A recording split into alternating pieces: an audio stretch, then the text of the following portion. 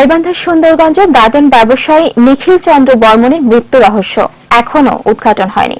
স্বজনদের দাবি এটি পরিকল্পিত হত্যাকাণ্ড। দোষীদের দ্রুত গ্রেফতারের দাবি তাদের।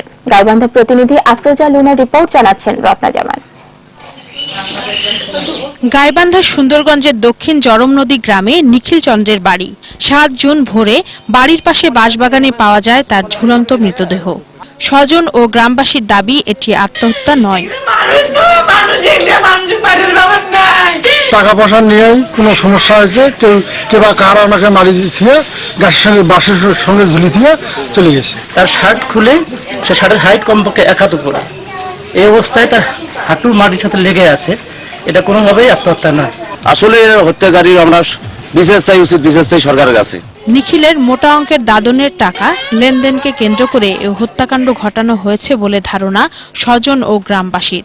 আমরা বিচার চাই, এর শাস্তি চাই। কে করিল আমার বাবার হত্যাকারীর ফাঁসি চাই। আমি মানুষের সামনে যাই, সবাই যেন দেখুক, যেন পৃথিবীতে এরকম কাহিনী আর না করে।